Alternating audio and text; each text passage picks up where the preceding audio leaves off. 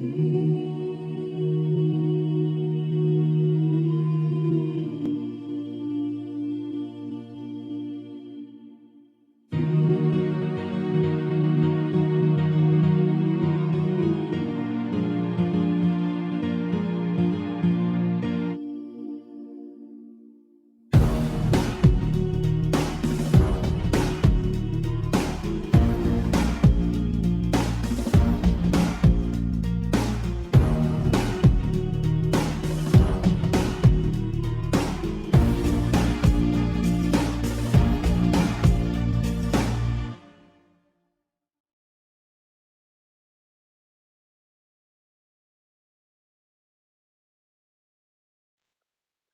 estimado telepensante, esta breve introducción antes de la entrevista con Marcel Tangarife Torres, un abogado experto en derecho constitucional que participó justamente en la Asamblea Constituyente que se impuso en Colombia, fue capturada por la extrema izquierda y luego adivine qué, el modelito de siempre, Estado social y democrático de derecho que se ha impuesto en parte importante de Latinoamérica como el único modelo posible.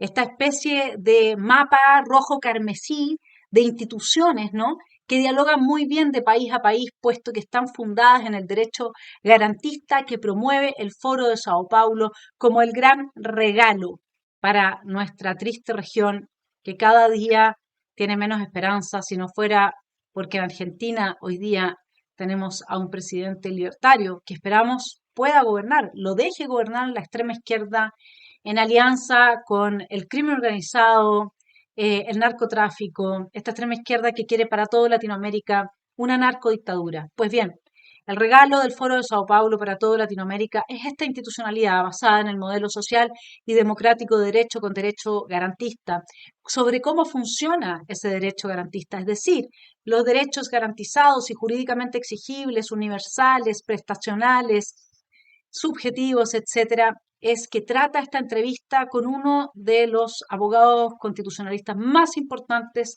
de Colombia. Lo dejo invitado a verla y que no se pierda esta excelente conversación. Mi estimado telepensante, ya estamos a pocas horas de que se realice el plebiscito en el que Chile va a terminar por definir si quiere un Estado social y democrático de derecho, si quiere paridad de salida, si quiere derechos colectivos para pueblos indígenas, si quiere el Estado interviniendo en todas las esferas de la vida nacional. Bueno, en suma, si quiere el proyecto que nos presenta la derecha para que nosotros aprobemos. He convidado a alguien que es un experto internacional. Con nosotros está Marcel Tangarife Torres. Él es un destacado experto en derecho constitucional colombiano, para que nos cuente por qué en Colombia se instaló el mismo modelo en un proceso que tiene ciertas similitudes con el chileno, este modelo de Estado Social y Democrático de Derecho. Pero antes de darle la bienvenida a Marcel, quiero contarle a usted ¿quién es él? Él fue magistrado auxiliar de la Corte Constitucional, asesor del constituyente Carlos Lleras de la Fuente en la Asamblea Nacional Constituyente de 1991, que fue la que se realizó en Colombia. Tengo que resumir su largo currículum, pero aquí le voy a dar algunos datos más.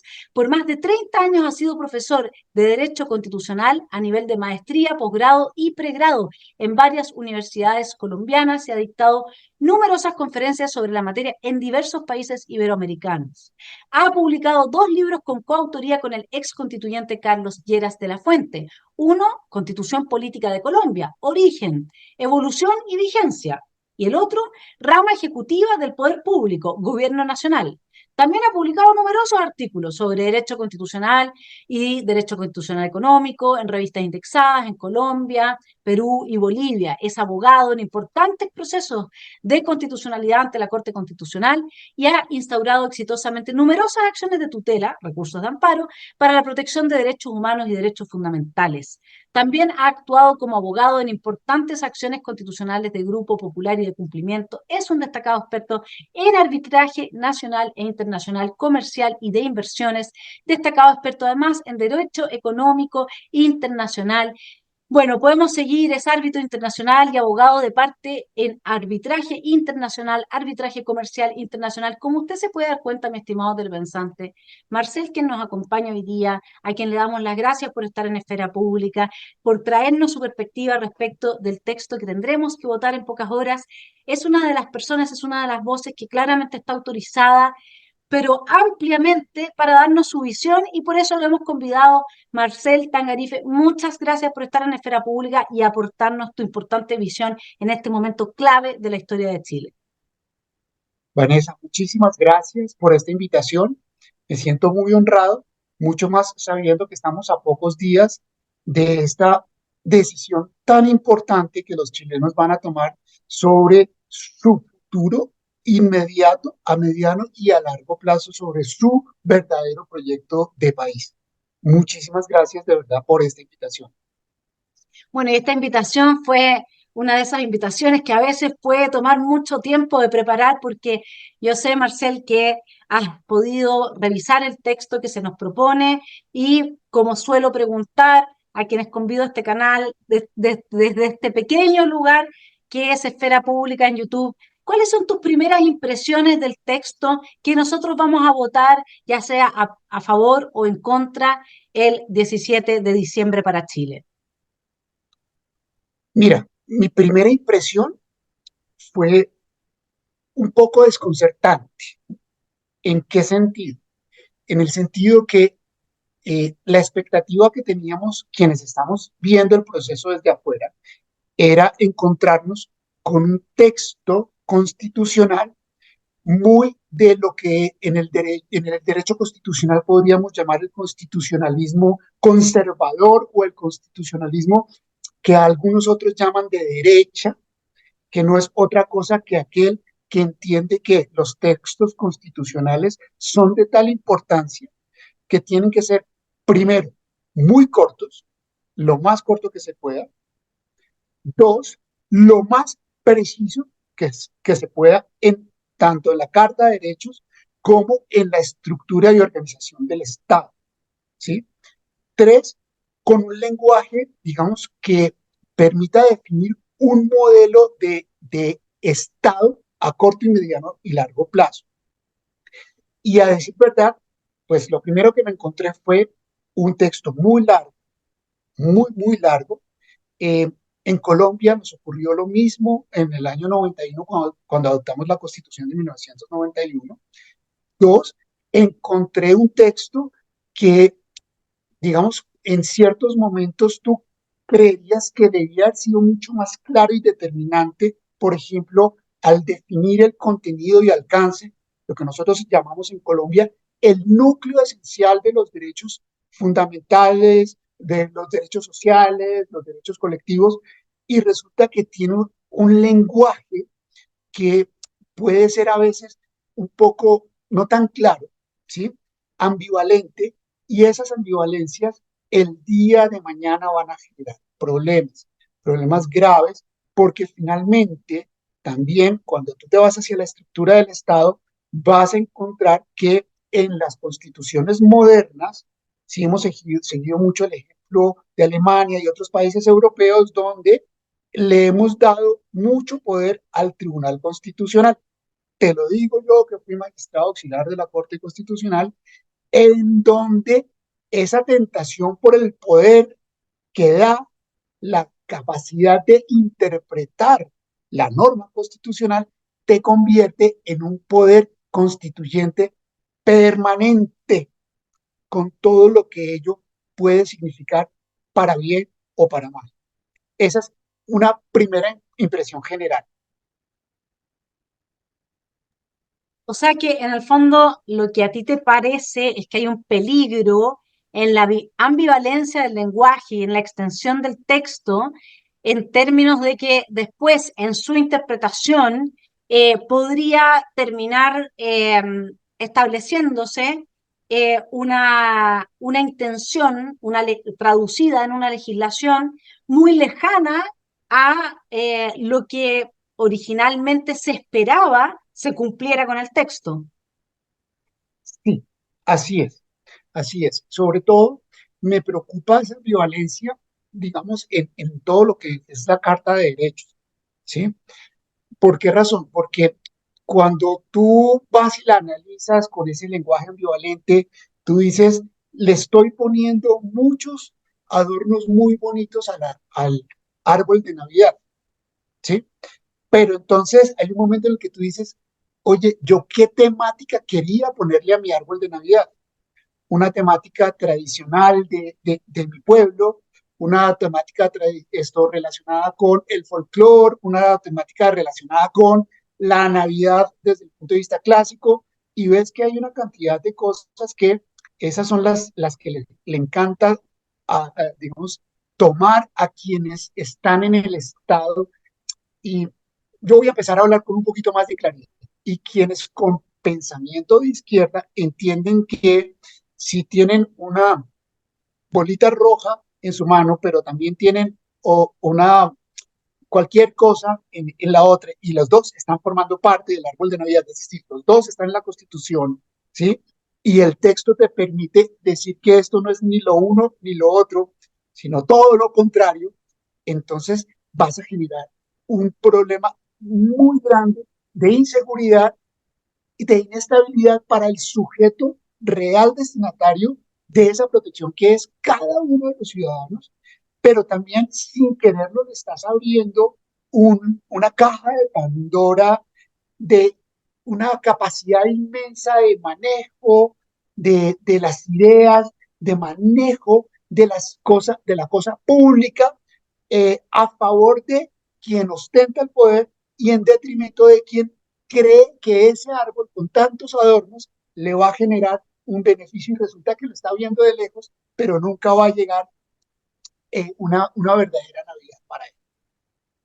Claro, o sea, si uno va a al fundamento de lo que es un texto constitucional, el objetivo de un texto constitucional es defender al ciudadano de la intromisión del poder político en las distintas esferas de su vida. Es proteger al ciudadano, ese es el origen, ¿no es cierto?, de la existencia de las constituciones, es protegerlo del poder político.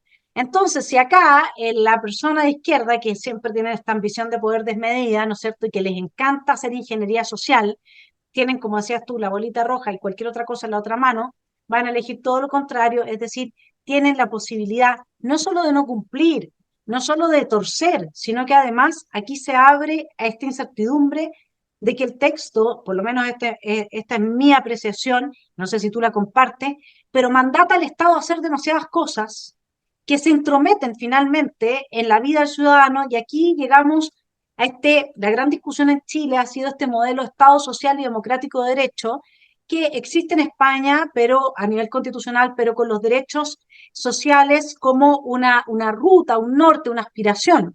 No derechos sociales como sí los tiene Colombia, los tiene Venezuela, los tiene Ecuador, los tiene Bolivia y ahora los tendría Chile, que son jurídicamente exigibles, universales, subjetivos, ¿no es cierto?, prestacionales. ¿Cómo le fue a Colombia con este modelo? Mira, esa es una pregunta que yo quisiera contestar que nos ha ido muy bien, pero la verdad es que nos ha ido muy mal, muy mal. Me explico. Lo primero, tú mencionas una cosa muy importante.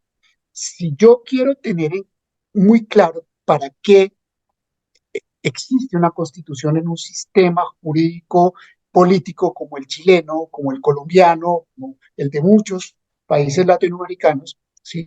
Es precisamente para, uno, garantizar los derechos y libertades de los individuos, ¿sí? Y de los grupos sociales en general, ¿sí? Dos, para poder esto también establecer cuáles son sus deberes y obligaciones ante el resto de la sociedad para lograr una convivencia pacífica y armónica. Y tres, entendiendo que el Estado es digamos, el lugar de confluencia de todos los intereses, derechos y deberes de todas las personas y que ha de tener una estructura y una organización suficiente para qué? Para que esos derechos, esas libertades de cada individuo o de cada grupo se puedan materializar, ¿cierto? Y no es y no debe, digamos, permitirse que el texto constitucional estructure al Estado como un un socio permanente de tu vida individual, de tu vida familiar, de tu vida económica, de la vida económica de los empresarios, de la vida económica de los sectores productivos, de la vida económica de los sectores sociales. Y lo que ocurre, y ahí va mi primera banderilla muy clara, cuando en la constituyente de 1991 en Colombia se empezó a hablar de ya no de Estado de Derecho, que es esto que te estoy mencionando, el control del poder del Estado para que cumpla con un fin y no se extralimite por quienes están en ese momento ejerciendo. Es decir, institucionalizar el poder para que el poder de alguna manera se autocontenga en beneficio de todos, ¿cierto? Pero cuando tú ya empiezas a hablar de Estado social de derecho, entonces empiezas a, digamos, a desdibujar esa figura del Estado que autocontiene el poder para lograr sus propios propósitos en beneficio de todos sus asociados.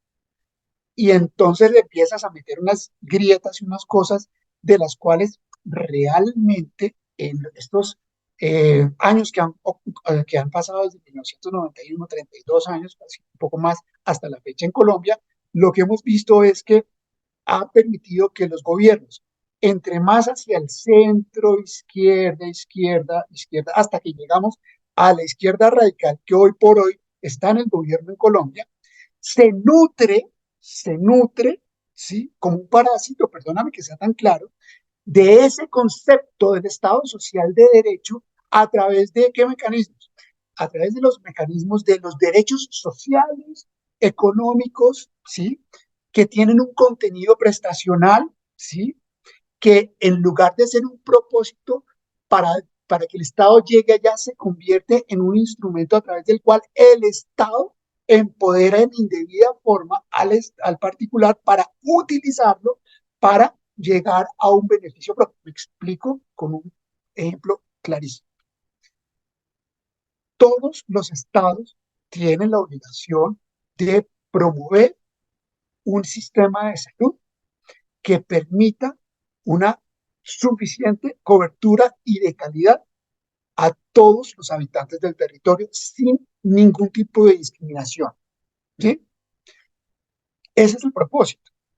Pero cuando tú ya ese propósito lo conviertes en una obligación individual del Estado que se materializa en cosas tan elementales que desangran al sistema, como que si una persona hoy se sintió con la necesidad de cambiar de sexo porque ya no se percibe hombre sino mujer, entonces tiene el derecho a acudir al sistema de salud pública y el Estado tiene la obligación de garantizarle que por su dignidad humana y por su derecho al libre desarrollo de la personalidad, estoy hablando de derechos fundamentales consagrados en la Constitución del 91 en Colombia, tiene la posibilidad de cambiarse de sexo, pero el Estado tiene el deber de pagar por esa cirugía. ¿Y quién paga por esa cirugía?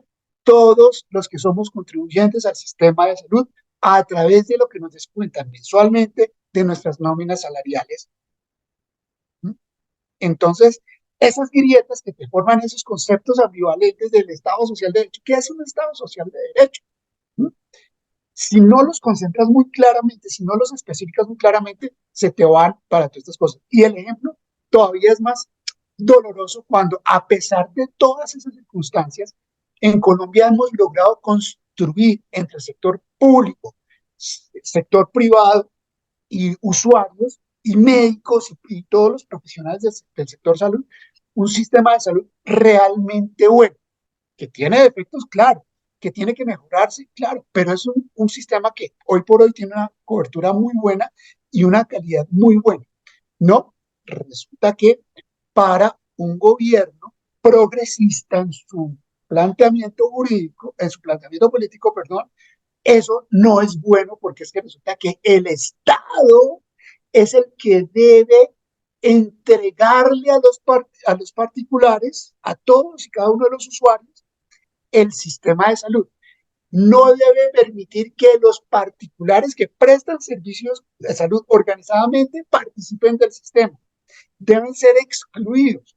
Y el Estado entonces debe supervigilar directamente, para no decir que va a ser su patrono, de los médicos, enfermeras, paramédicos, etcétera, etcétera. Y entonces, ¿eso a quién perjudica? Al usuario final, que va a tener un tremendo problema para acceder a un servicio de salud porque va a estar concentrado en manos del Estado. Eso, en síntesis, es, por ejemplo, hoy el proyecto de ley que está cursando en el Congreso de la República, ya aprobado por la Cámara de Representantes en Colombia, que va para el Senado y que está desbaratando, sobre pretexto de las grietas que ese lenguaje ambivalente en la Constitución del 91 tiene, por ponerte solamente el ejemplo del sector salud, ¿sí? Y que en manos de un gobierno progre, ¿sí? Simplemente va, llamemos las cosas por su nombre, por el manejo del control económico y social del sector salud, que es muy poderoso por su necesidad para todos. Ahora, en el modelo Estado Social Democrático de Derecho que contiene el proyecto de nueva Constitución, se plantea que los privados también pueden participar de la provisión de bienes y servicios asociados a los derechos de tercera generación, segunda, tercera generación son estos, que serían los derechos sociales. El punto que tú estás planteando es que ustedes también tenían participación de privados, pero que luego, aunque esa participación de privados en Colombia existe y se ha podido hacer un sistema que perfectible, pero que funciona razonablemente, con un gobierno progresista, el Estado Social y Democrático de Derecho siempre puede terminar por asfixiar a su socio, que vendría siendo el sector privado. Eso es más o menos, si te entiendo bien, la descripción que me acabas de hacer de cómo funciona este modelo en Colombia, ¿o me equivoco? Así es lo mucho. ¿Cómo quieren cambiarlo? Bajo el mismo texto constitucional, bajo las mismas normas constitucionales que tienen esas dietas y que de alguna manera, eh, eh, a través de los pronunciamientos, sobre todo de recursos de amparo, en Colombia las llamamos acciones de tutela, ¿sí? Han permitido que los particulares abusen del sistema y de eso se ha nutrido este monstruo de 100 cabezas que dice, aquí tengo oportunidades para poder sacar ventajas para mí. Es muy bueno lo que nos estás contando, porque el asunto de los recursos de amparo, que me imagino que tienen que haber aumentado sideralmente en el momento en que se aprueban los derechos sociales jurídicamente exigibles, justamente yo lo hablaba con un abogado venezolano que me contaba lo siguiente, que en el momento en que se instala el Estado Social y Democrático de Derecho con estos derechos jurídicamente exigibles, lo que pasa es que como el Poder Judicial no logra, ¿no es cierto?, porque no hay recursos, entregarle a todos los demandantes. Entonces lo que hizo Chávez fue decir, ven, el Poder Judicial son los malos que no les quieren entregar lo que tienen que entregarle, y sobre pretexto, lo mismo que está haciendo ahora Petro con el sistema privado, sobre pretexto de mejorarlo, sacó a la gente que en el Poder Judicial le oponía resistencia y puso a sus secuaces y con eso capturó al Poder Judicial. Lo que estaría haciendo Petro es, usando la fisura de que como el Estado Social y Democrático de Derecho no puede, no hay suficiente recurso para sostenerse, entonces deja abierto el flanco a la crítica a quien tú quieras, ya sea al Poder Judicial, ya sea al sistema privado, porque entonces las cosas no funcionan, porque miren, no es el Estado el que lo está proveyendo, sino que los privados son los que están fallando.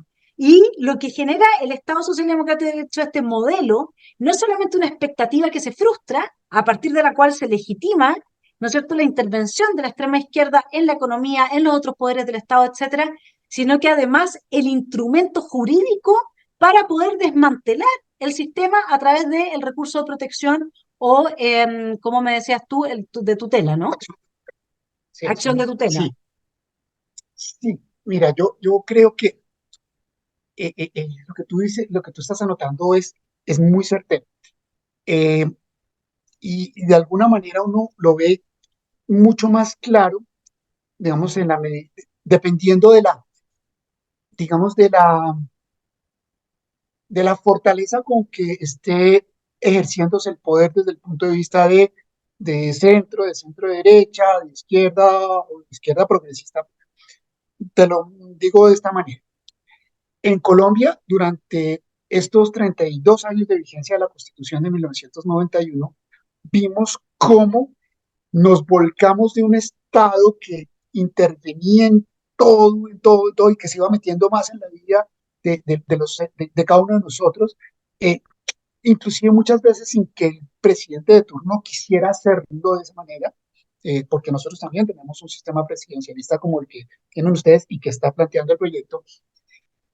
Lo que vimos durante los 8 años del gobierno del presidente Uribe fue que el Estado se concentró en hacer lo que tenía que hacer. Primero, se redujo de tamaño. Dos, como consecuencia de eso, eh, cortó burocracia innecesaria en donde más podía él, que era en la rama ejecutiva, porque era a la que pertenecía como presidente de la República. Redujo el número de ministerios, de entidades descentralizadas, etcétera, etcétera. Volvió mucho más eficiente el trabajo del Poder Ejecutivo para el acompañamiento al sector privado. Eh, Fortaleció las libertades económicas y las libertades individuales para devolverle el protagonismo económico a la empresa privada, a los grandes emprendedores. Ahí en esas décadas tuvimos grandes, muy importantes emprendedores. Nosotros somos emprendedores de esas épocas, ¿sí? Nuestro despacho de abogados lleva 21 años, ¿sí? Porque nos tomamos esa posibilidad de agarrar las banderas de la libertad y decir, nos podemos lanzar al agua. Y fueron muchos en muchos sectores, realmente muy exitosos. Y el Estado se concentró en cosas como, en Colombia tenemos grandes debilidades en materia de seguridad. Hay que devolverle la seguridad a los colombianos. ¿Y qué ocurrió? Volvimos a poder salir por todas las carreteras cuando ya nos quitamos de encima el problema que teníamos con las FARC, con el ELN y con otros grupos guerrilleros, incluidos también los narcotraficantes, ¿sí? Que en ese momento estaban en un apogeo tremendo, y logramos volver a tener libertad de transitar libremente por nuestro territorio. ¿Sí? 8 años de eso. Y hoy por hoy llevamos 1 año y 3 meses de un gobierno nuevo a través del cual lo que hemos es terminado de debilitar el Estado. ¿Por qué razón? Vámonos para atrás. Mira todo lo que nace de una constitución que pueda tener ese lenguaje que no es tan claro. Y ese lenguaje que vuelve al Estado un leviatán, un monstruo de 1000 cabezas, una de esas que que le cortas la cabeza y te salen tres más, porque entonces quienes están ostentando el poder, digamos, lo utilizan es para su beneficio y necesitan quedarse ahí. Eso les gusta mucho a ciertos sectores que estamos conociendo en Latinoamérica. ¿Y qué ha ocurrido? Lo primero que hay que hacer es debilitar el poder del Estado para mantener la seguridad. Entonces hay una purga de más de 60 generales de la República en todas las fuerzas, en menos de 2 semanas de haber asumido el poder. Vienen unas líneas de mando que no están lo suficientemente preparadas, porque no estoy diciendo que no sean buenos, puedo decirlo, pero no están suficientemente preparadas porque el conocimiento se fue con quienes fueron dados de baja. Eh, entonces, nos basamos en el famoso acuerdo de paz del gobierno del presidente Santos, ¿sí? Cuyo legado fue no fortalecer la paz en Colombia ni haber dejado sembradas las bases de una paz duradera, no, fue haber resembrado las bases de la inseguridad en todo el territorio colombiano, del fortalecimiento de los grupos guerrilleros, que ellos saben perfectamente combinar las famosas luchas de clase. Los tenemos en el Congreso y ellos dicen que no son ellos, pero actúan como ellos, que no son patos, pero graznan como patos, ¿sí? Los tenemos con disidencias, dicen que no son ellos, ¿sí? Pero siguen cometiendo los mismos delitos que cometían cuando eran ellos, FARC, ¿sí? Caminan como patos, ¿sí? Y tienen otros agentes a nivel internacional haciendo política y no sé qué más cosas, porque es que ellos ya se metieron en un proceso de paz. Además de que, pues, la platica que se ganó el señor Santos por el Nobel de Paz, eh, puede estar haciendo muy buen uso de ella. Realmente yo lo que veo es que desde allá para acá, ese proceso de paz también constitucionalmente validado por la Corte Constitucional y por el Congreso, a pesar de que hubo un plebiscito que le dijo no al proceso de paz. Mira cómo las grietas permiten que el Estado pase por encima de las decisiones de los individuos, de las gentes, ¿cierto? Nos llevan a un escenario en el cual, además de todo eso, nos valemos de ese proceso de paz hoy por hoy para acuerdos de paz con los narcotraficantes, antes durante la campaña presidencial y actualmente los nombramos gestores de paz, les levantamos las órdenes de captura, les suspendemos las sentencias judiciales y no pasa nada. Y Bueno, ahí todo vemos, esto es, sí, ahí vemos, Marcel, otra arista de todo este proceso, que es que efectivamente en Chile también el acuerdo que se dio nuestra constitución era un acuerdo por la paz, porque nos estaban quemando Chile de Arica a Punta Arenas en un golpe de Estado que se hizo en paralelo con un estallido social de gente que estaba muy molesta. Ahora, tú me hablas de que efectivamente el presidente Uribe pudo achicar el tamaño del Estado, por lo menos en lo que competía al Poder Ejecutivo. Y ahí quería preguntarte, porque nosotros tenemos, nuestros derechos sociales tienen que ser entregados de manera progresiva. Eso quiere decir, progresivo es siempre increciendo, es siempre en aumento. No sé si ustedes tienen la misma fórmula, porque es extraño que si la Constitución mandata un aumento progresivo, es decir, inflacionario de la entrega de los derechos sociales, luego uno pueda, con ese incremento y cumpliendo con ese mandato, reducir el tamaño del Estado y darle de nuevo un poco más de libertades a los privados. ¿Cómo es el proceso allá? Porque lo que al menos yo interpreto del texto específicamente que tú has estudiado para Chile, que se nos propone votar, es que si los derechos son progresivos va a ser muy difícil achicar en algún momento el tamaño del Estado. mira, todos los derechos de carácter prestacional, ¿sí?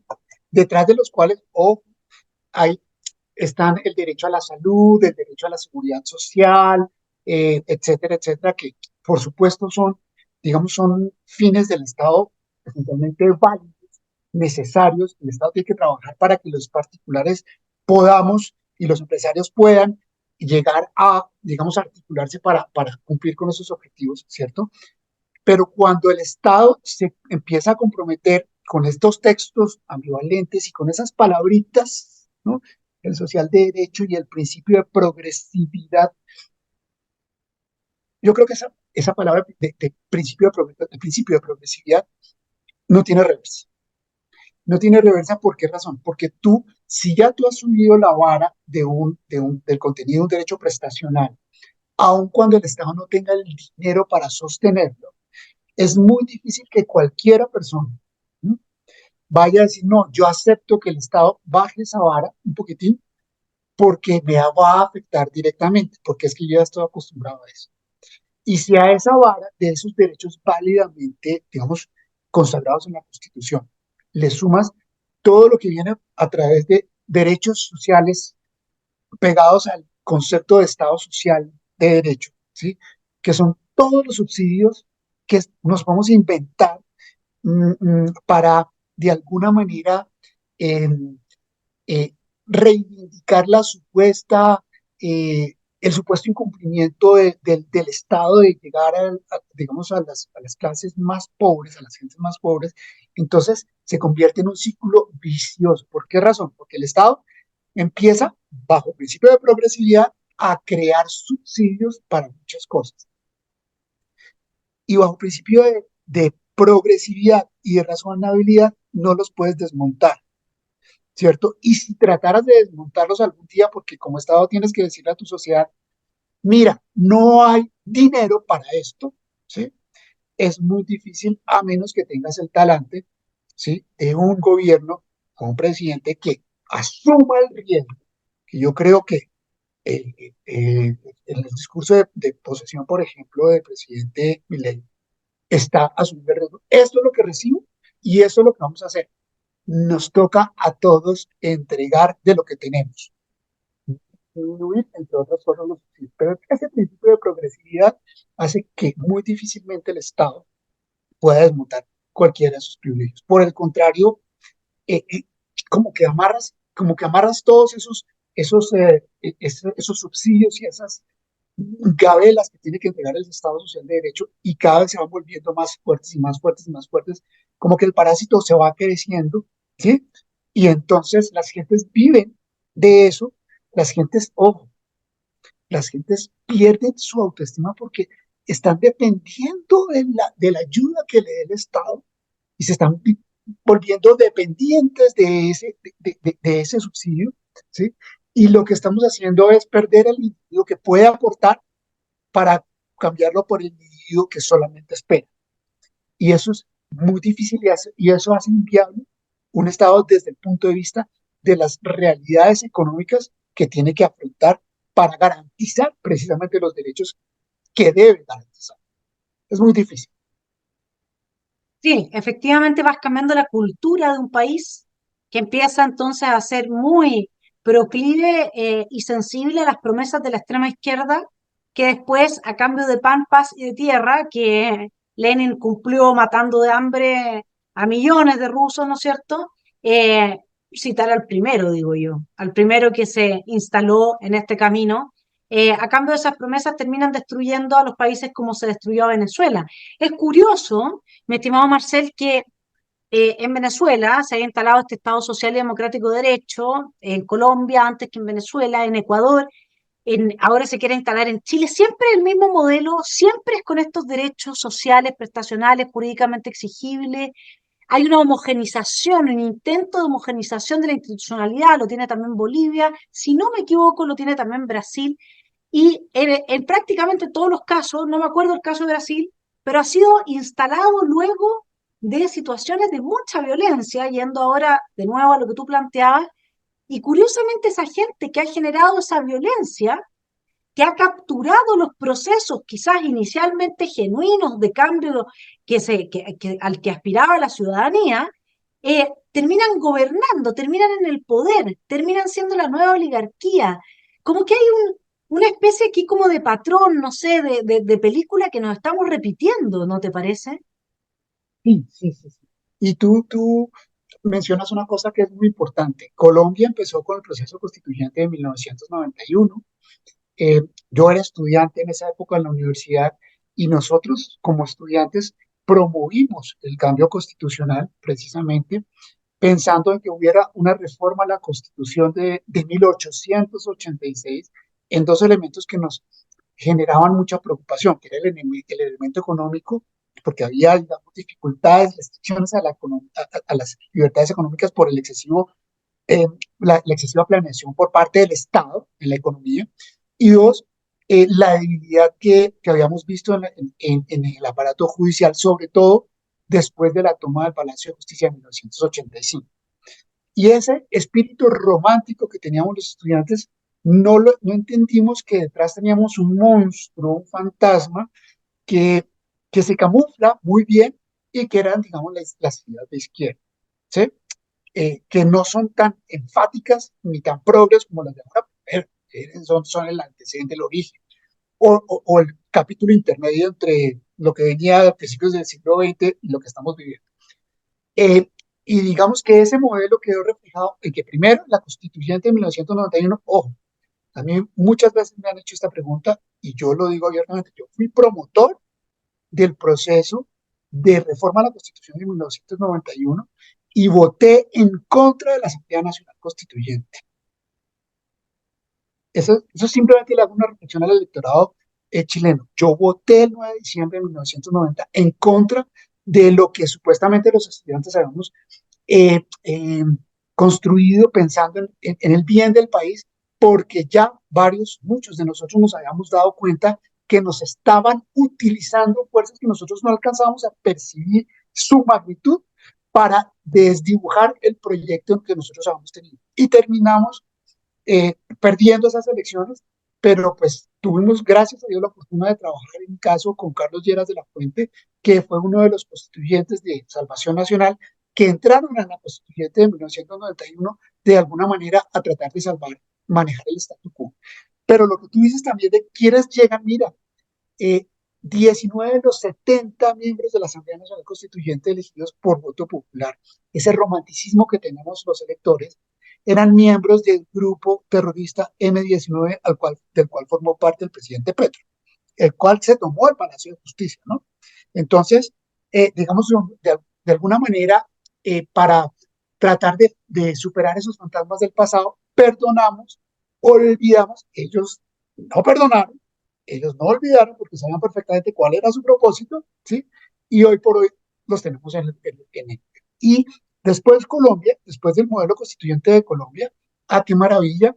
Viene el gobierno, precisamente el proceso constituyente en Venezuela, viene el de Ecuador, viene el de Perú, y varios de los constituyentes de colombianos fueron asesores en cada uno de esos procesos, inclusive hasta Brasil, hasta llegando a Brasil, y hoy por hoy lo que yo veo, ya digamos una segunda gran conclusión de la primera pregunta que me hiciste es, yo me siento como si estuviera en una especie de déjà vu de 32 años, viviendo lo que nosotros vivimos en Colombia entre el año 90 y 91 y tratando de alguna manera de llamar la atención de todos los chilenos, diciéndoles, por favor, tengan cuidado con lo que van a votar, tengan cuidado con lo que van a votar, porque es que resulta que por ser románticos nosotros y pensar que debemos romper con fantasmas, terminar con fantasmas del pasado, ¿sí?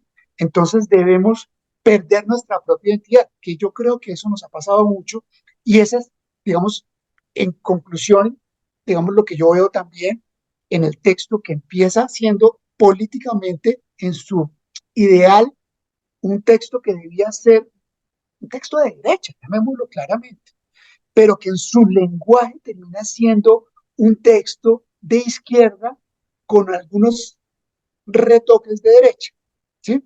Podríamos decirlo de una manera un poco más clara. El cuadro rojo con algunos toquecitos azules alrededor, ¿sí? Y de pronto una rayita blanca por debajo. Eso es muy peligroso. Y eso es lo que yo estoy viendo en el texto, el proyecto que eh, salió. Yo pensé que iba a ser un gran cuadro blanco y azul, ¿sí? En el lenguaje que estoy utilizando para tratar de ser gráfico. Y esa historia, ojalá que no la repitamos, porque eso lo que hace es mantener vivos, como hemos mantenido vivos aquí en Colombia, no los fantasmas, las realidades de las FARC, el ELN, la guerrilla y demás, ¿sí? El M-19, ¿sí? Que hoy por hoy ostentan el poder tanto en el Ejecutivo como en el Congreso de la República. Es que les hemos dado curules sin necesidad de que vayan a elecciones, porque es que hay que, sobre texto de la paz, hay que hacerlo todo, sobre texto de esa idealización del Estado Social de Derecho, hay que hacerlo todo, hay que permitirlo todo, y resulta que no. No hay mejor papá o mamá que aquel que tiene con sus hijos la capacidad, por amor, de ponerles límites. Y nosotros, como constituyentes primarios, tenemos que saber ponerle límite a nuestros gobernantes. Yo estoy completamente de acuerdo. Quisiera hacer una síntesis de estas últimas reflexiones tuyas. Porque, mi estimado telepensante, para que se entienda bien, los estudiantes, entre los cuales se encontraba Marcel en la década del 90, que salieron a la calle, salieron a pedir menos Estado, menos intervención del Estado en la vida de los ciudadanos, y salieron a pedir una reforma judicial porque no estaba funcionando bien el Poder Judicial, cosa que en Chile también está pasando, pero además habían tenido una crisis de violencia muy importante. Entonces, lo que pasa es que la izquierda termina apropiándose del proceso y llevando el proceso a una asamblea constituyente. Por eso es que él al principio está a favor y después vota en contra de la asamblea constituyente. Y es algo muy similar a lo que pasó en Chile en términos de que la gente salió molesta, el millón de personas a la calle a protestar, porque venía a un proceso de detrimento de la calidad de vida en este país, producto de una inmigración ilegal desatada, que obviamente bajó los sueldos reales y que evidentemente colapsó las posibilidades del Estado de entregar servicios fundamentales a la ciudadanía, mientras se subieron los impuestos. Para eso Bachelet hizo una reforma que finalmente terminó en que el 50% de lo que recaudó extra lo usó para contratar a sus amigotes, a operadores políticos en el Estado, lo que siempre suele hacer esta gente. Entonces, lo que nosotros observamos en definitiva es que hay que tener mucho cuidado porque estos fantasmas del pasado que fueron un poco también lo que llevó, tú hablas del fantasma del pasado, yo sé, toda una crisis entre el Partido Conservador y Liberal que fue histórica en Colombia, ¿no es cierto? Bueno, acá de lo que se habla es de Pinochet, también es un fantasma del pasado, a pesar de que la Constitución fue reformada, tiene la firma de Ricardo Lagos, presidente del año 2015, creo que era. No, 2005. Bueno, el asunto ya es tanto lo que uno repite las cosas que de repente se le puede ir a un detalle. Pero luego tú mencionas lo de los curules. Lo de los curules son puestos en el Congreso, ¿no es cierto? Que se le entrega a cambio de paz a gente que en el fondo está con la pistola, con la ametralladora sobre la mesa diciendo, bueno, si no me das lo que yo quiero, entonces, en definitiva, no habrá paz. ¿Y qué es lo que esta gente termina obteniendo? Termina capturando el Estado desde adentro, termina capturando la democracia y termina, por lo tanto, estableciendo su hegemonía totalitaria que va de a poco consumiendo absolutamente todo sin obtener ninguna resistencia, porque una vez que llegan al poder las Fuerzas Armadas y de orden tienen que obedecerles a ellos. Genial, es brillante, ¿no? Exactamente, así es, así es. Yo creo que eh, lo que tú has descrito es un proceso que de alguna manera hemos vivido, pues la mayoría de países latinoamericanos. En las épocas más difíciles de Colombia, en los años 80s, digamos, sí, 80s, 90s, principios de los 90, yo les voy a decir otra cosa a mis queridos amigos chilenos. Nosotros como colombianos, pero también los venezolanos, y en México hasta, digamos, mucho, la mayoría de países de Latinoamérica, veíamos a Chile como un ejemplo así. Un país que había tomado, a pesar de las dificultades, digamos, decisiones duras y drásticas y que había de alguna manera logrado superar esas dificultades y había logrado conformar un proyecto de país con todas las dificultades, pero habían logrado mm, eh, poner un rumbo al que todos, desde su punto de vista, estaban caminando juntos. Eh, y eso se desdibujó y se desdibujó como, digamos, como ejemplo a seguir hacia los demás países latinoamericanos.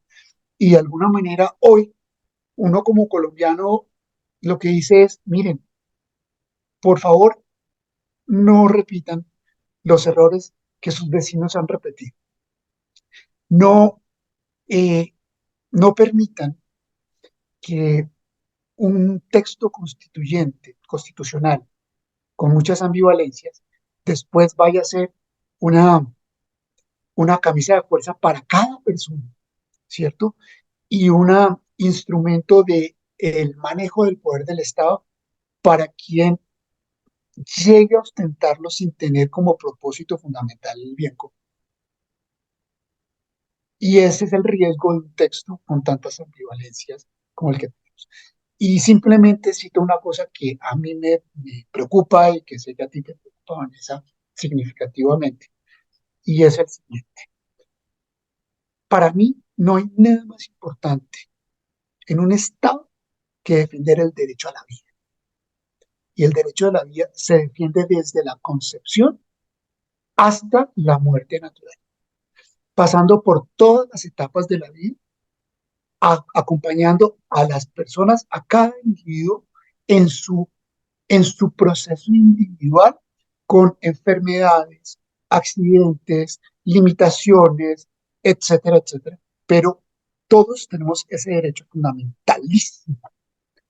En Colombia, ya con las ideas progres que estábamos teniendo en la Asamblea Nacional Constituyente, la Constitución, digamos, la Asamblea Constituyente de todas maneras seguía siendo, digamos, de, de un perfil un poco bastante conservador en esos temas. En tres ocasiones, los constituyentes negaron la posibilidad de que quedara incluida en la Constitución una norma para garantizar los derechos reproductivos de las mujeres, es decir, el derecho al aborto. Tres. El artículo constitucional, respaldado por estos antecedentes claramente definidos por los constituyentes, dice: el derecho a la vida es inviolable, punto, no habrá pena de muerte.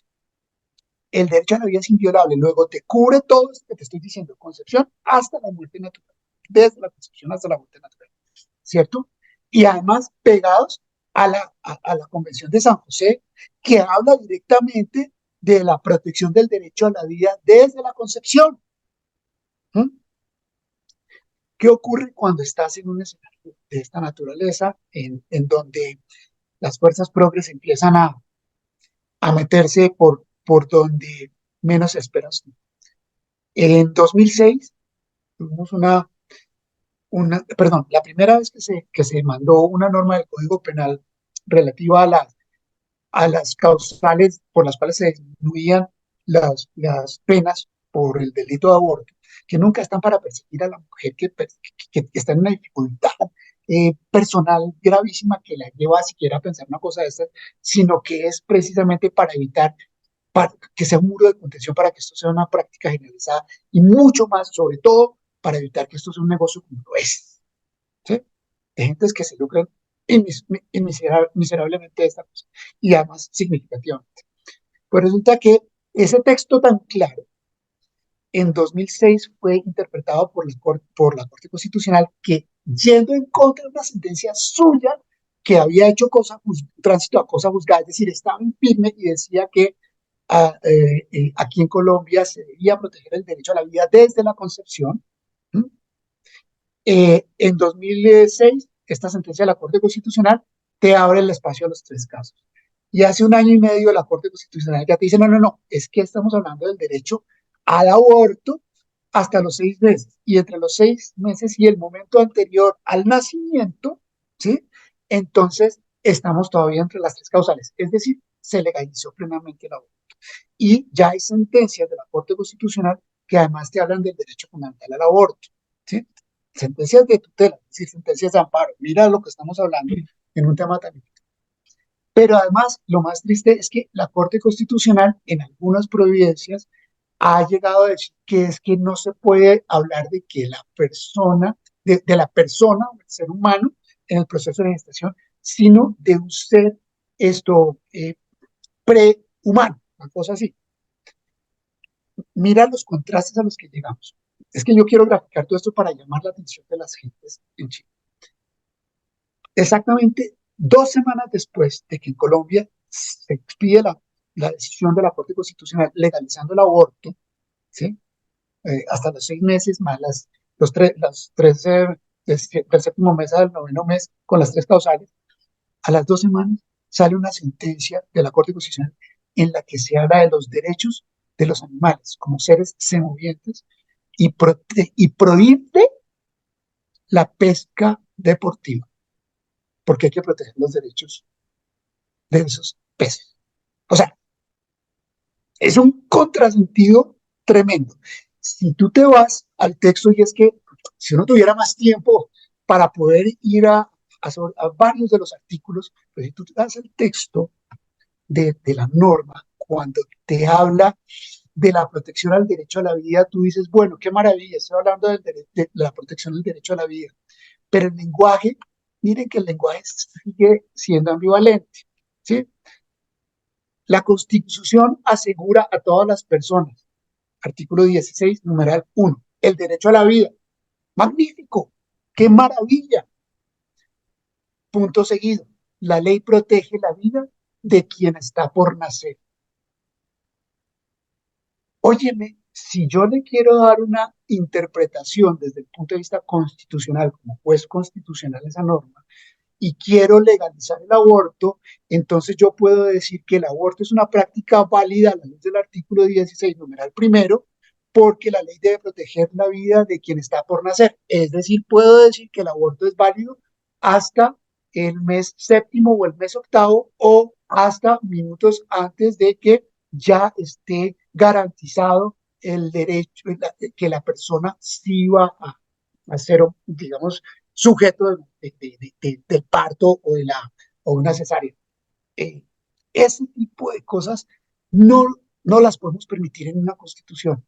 Yo, sin querer ser, eh, eh, digamos, ¿cómo se dice esto? Profeta de malas noticias, aseguro que esta norma constitucional, así como está planteada, desdice todo el trabajo de todos los sectores pro vida en Chile, como nos ha tocado aquí en Colombia, porque es que resulta que la norma, como si se llega a aprobar de esa manera, es ambivalente y lo que estamos haciendo es dejando unos espacios tan íntimos para que la vida simplemente no se pueda respetar desde la concepción hasta la muerte natural. Si queríamos decir eso, dígase, el derecho a la vida, se respeta el derecho a la vida desde la concepción hasta la muerte natural.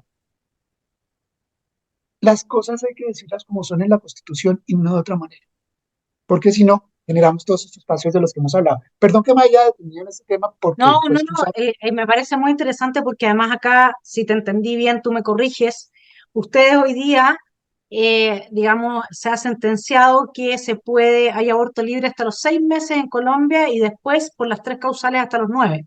¿Te entendí bien? Y eso comienza, y eso habiendo una normativa que claramente protege el derecho a la vida, pero a través del Estado Social y Democrático de Derecho, la salud es un derecho. Ahora, la salud entendida en los términos que lo plantea la ONU, por ejemplo, supone que el embarazo es como una enfermedad, porque es un derecho el aborto, ¿no es cierto? Entonces, estar embarazada es estar enferma. Y de ahí entra a través de tribunales, no necesitan ni siquiera una ley a nivel de Congreso, el que el juez pueda mandatar la entrega o el cumplimiento de ese derecho a la salud en aquella mujer que quiere sanarse de la enfermedad de estar embarazada.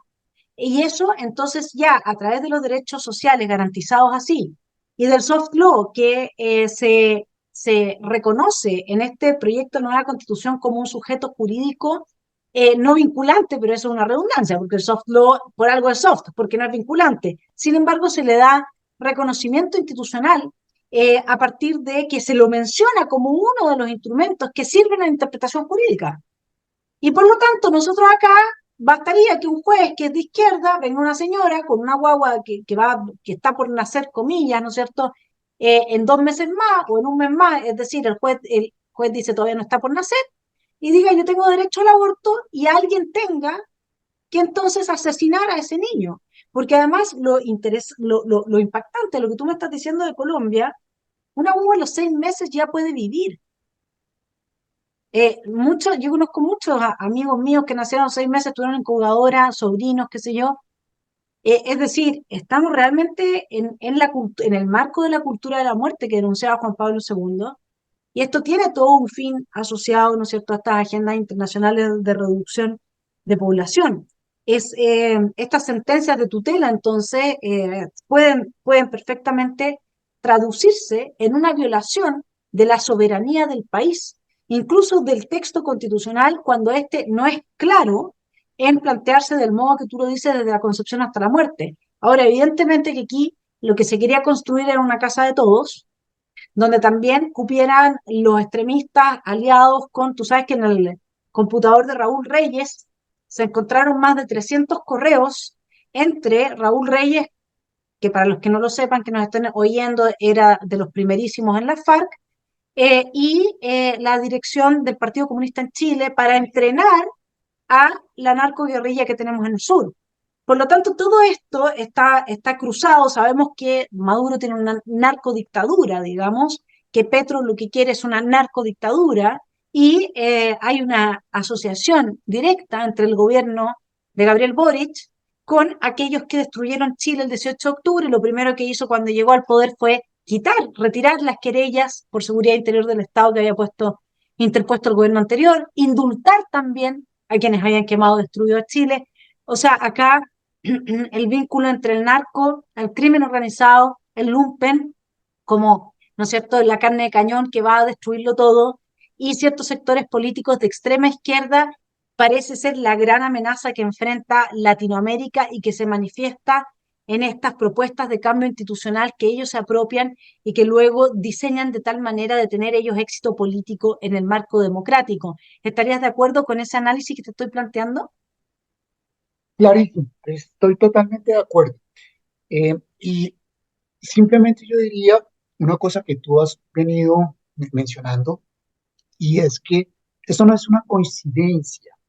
Esto no es que, mira, qué casualidad que en Colombia pasó hace 32 años y que aquí está en Chile eventualmente ocurriendo. No, es una coincidencia de pronto. No, no, no, no, no, no, no. Esto es una cosa muy bien estructurada y muy bien organizada que solo para Latinoamérica tiene un escenario muy importante al cual pertenecen todos estos sujetos o de alguna manera han formado parte que hemos mencionado en este rato de tiempo.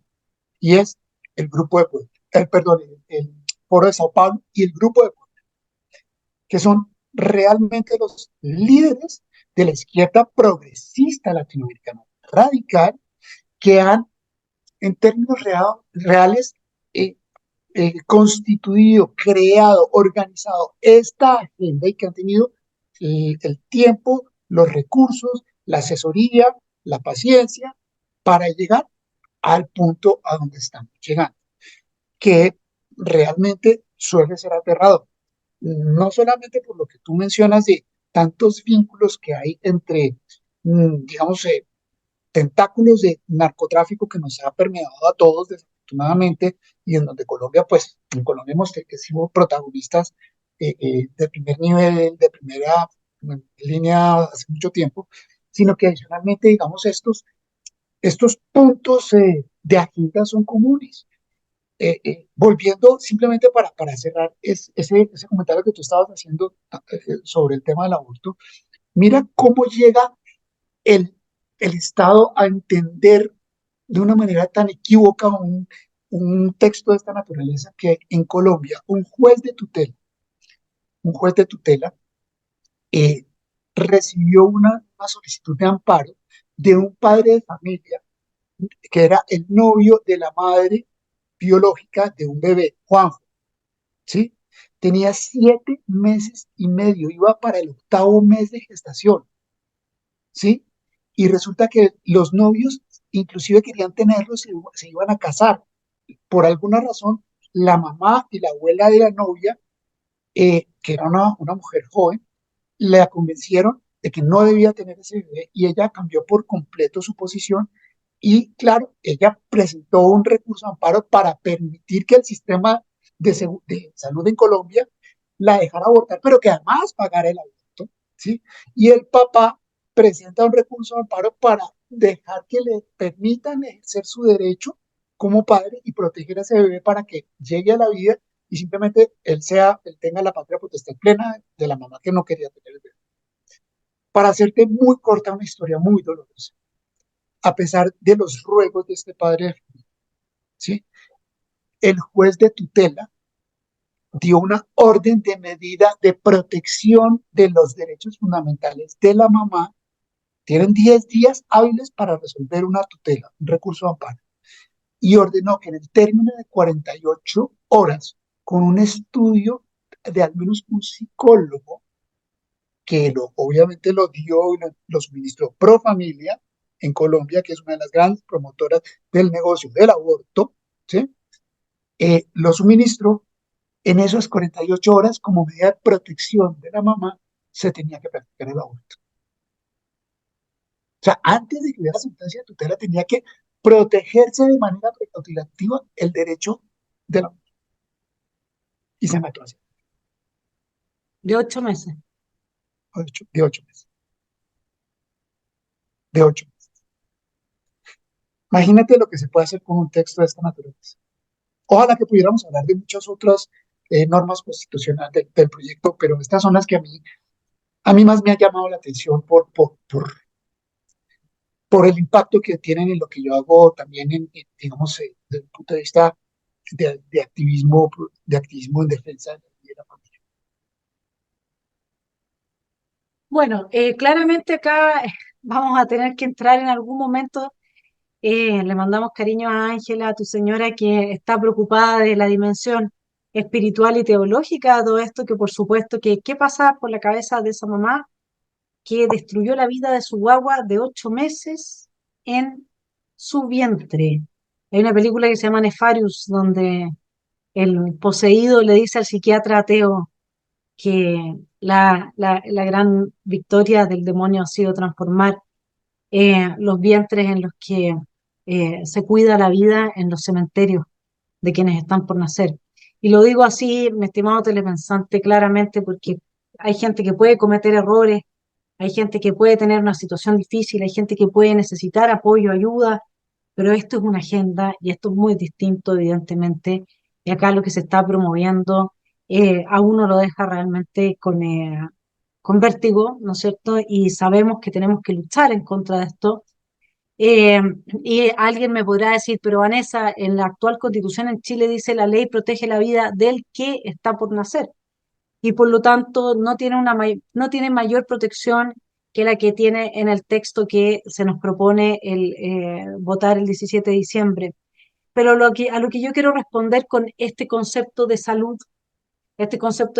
que entra a través del soft law y que en la medida en que la salud se transforma en un derecho social, jurídicamente exigible, progresivo, etcétera, y empieza a tomar estos otros caracteres y abrir la puerta a través de esa ambigüedad del lenguaje y a través de una concepción antropológica genital del ser humano, porque eso es lo que contiene además nuestro texto, que en el artículo 2.2 mandata al Estado distribuir todos los cargos de la vida nacional entre hombres y mujeres, es decir, reduciendo a los seres humanos meramente a su condición de genitalidad. Imagínense qué valor va a tener la vida de una guaguita de 8 meses y que por último tanta gente quisiera adoptar, tanta gente que no puede tener hijos. Esto es malignidad pura, es un negocio, como bien dices tú, Marcel. Y para ir cerrando esta excelente entrevista que te agradecemos acá, los chilenos que todavía estamos pensando y que no nos hemos dejado embaucar por los cantos de sirena de un triunfo electoral con estas ideas de extrema izquierda. Si tú pudieras dejarnos un mensaje, si tú pudieras, tú sabes que este texto está siendo promovido por la derecha, lo cual por supuesto que a uno lo deja atónito y los que de la derecha estamos en contra del texto somos tildados de delirantes, de conspiranoicos. Chile se desquició, o sea, el espíritu, el alma de Chile está desquiciado. En el contexto que te digo, ¿qué es lo que nos puedes mandar como mensaje para ir cerrando esta excelente entrevista que te agradecemos desde ya en Esfera Pública? Mira, yo antes de la conclusión final, o más bien, pues, quisiera empezar la conclusión final con lo siguiente. Cuando tú ves en un texto constitucional que tu Congreso está conformado por la Cámara de Diputadas y de Diputados, ¿sí? Y por el Senado, sin entrar ahí a jugar con el lenguaje progresista de diputadas, diputados, etcétera, etcétera, empiezas a preguntarte por qué es que el texto constitucional que tiene que ser tan, digamos, impersonal en ese sentido, ¿m? Y hablar de la Cámara de Diputados. ¿M? Entonces empezamos con el tema de diputados y diputadas, pero más allá, en alguna norma subsiguiente, entonces habla que no podrán ser diputados. Entonces las diputadas sí podrán ser, ¿no? Eh, eh, el diputado tendrá sanciones en caso de, y las diputadas no las tendrán. Óyeme, uno dice, esto tiene doble sentido, esto es un error eh, por omisión de quienes estaban redactando el tema, qué descuidados son, qué mal redactado está. No, no, no, esto tiene una carga tremenda, porque no es un descuido.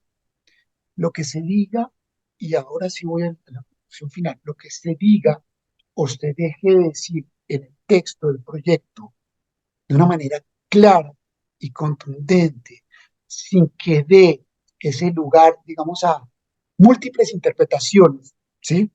Ok, tú puedes ver, digamos, la realidad, la misma realidad desde dos o tres visiones distintas, pero debería seguir siendo la misma realidad. Pero cuando tú dentro del texto tienes varias realidades dentro de una misma redacción que te genera toda clase de dificultades para poder entender, es decir, la falta de claridad del texto te tiene que generar preocupación.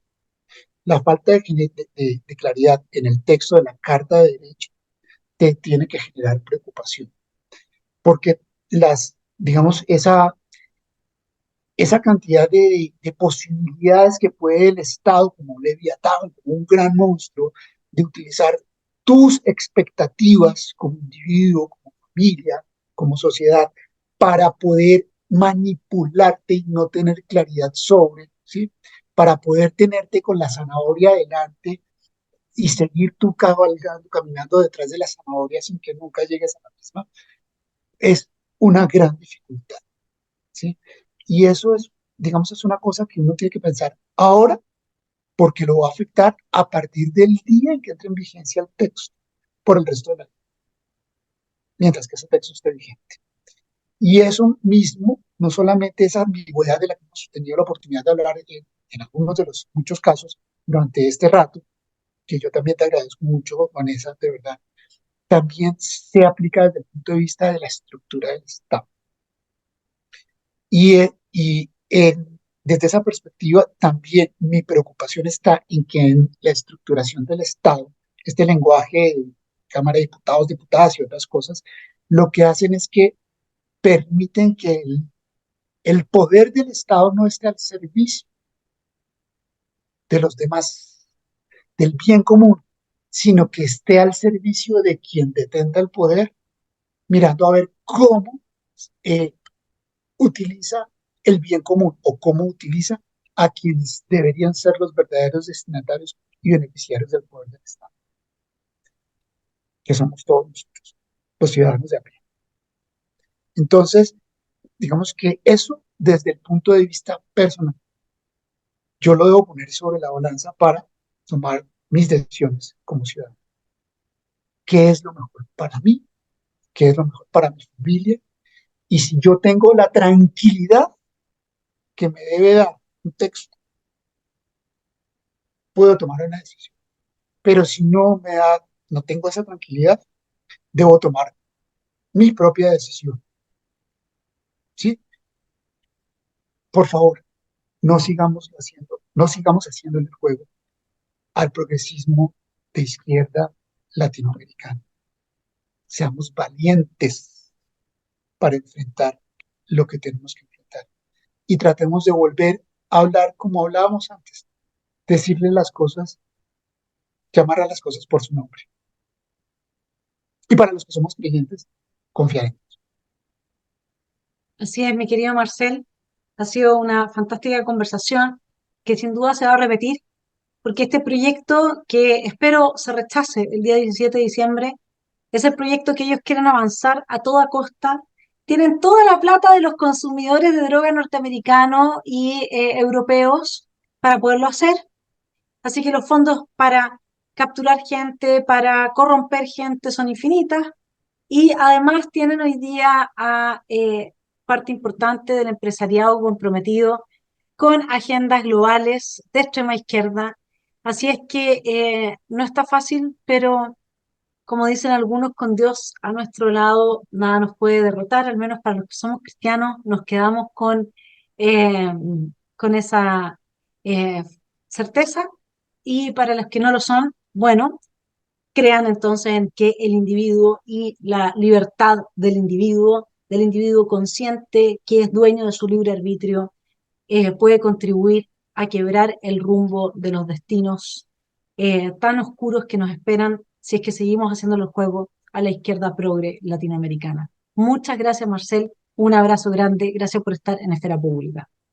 Muchas gracias a ti, Vanessa, por esta invitación y a todos tus eh, Telepensantes. seguidores, exacto, telepensantes, esa palabra me encantó, a todos tus telepensantes, que ojalá estas palabras que hemos podido compartir con ustedes, estas ideas, les permitan tener precisamente eso, la posibilidad de eh, ins- más insumos para pensar la mejor decisión para Chile. Así es. Un abrazo y nos vemos pronto. Cariños, Tal vez, Ángela. muchas Chao. gracias. Chao. Adiós.